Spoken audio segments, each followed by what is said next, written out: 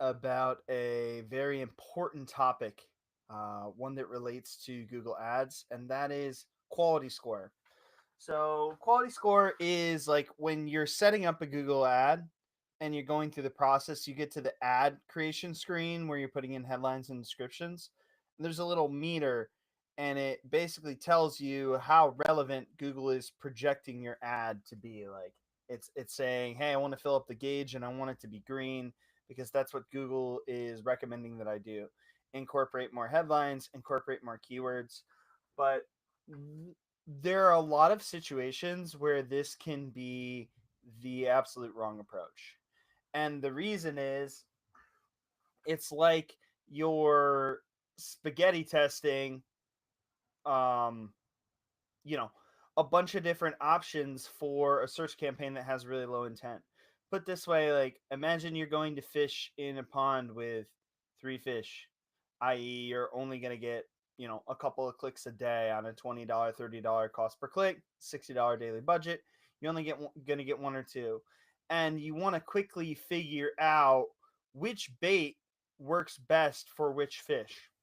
All right, wouldn't you determine or want to know what kind of fish are in the pond? Like if you knew the only three fish in the pond were bluegill, then you probably wouldn't put like live bait lures on, you'd use worms, right? You can infer what the best option to fulfill that bluegill's appetite is going to be.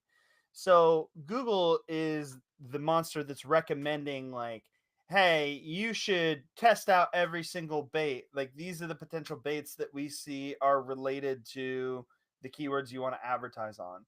But you could, if you extrapolate or if you think about it deeply enough, you already know what bait is going to work well for that fish. So like an example of this would be you're running ads on how much does emergency tree removal cost, right? You want to use headlines that invoke the intent of that user search. So they want to understand how much it costs. You don't want to say best emergency tree service removal or get your tree service removal today.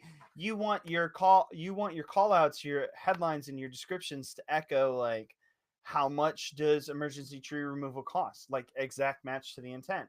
Or maybe you're saying emergency tree removal pricing in their location, and that's going to fulfill like exactly what they're looking for.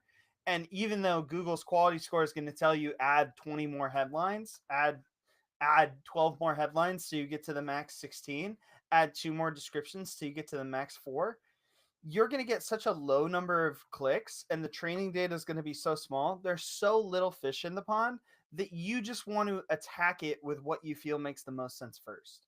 You don't really want to let Google's algorithm figure it out because you have such a small number of fish, such a small sample size, the AI won't be able to train. So the best way to attack this is like just pick your best 4 headlines. Just pick your best 2 descriptions that you can think match the keywords that you've selected. By the way, we're only selecting a small number of keywords that mean the exact same thing. If we have 80 or 90 keywords, there's no way that we're going to set up our ad properly to address that intent. So we have to split them out.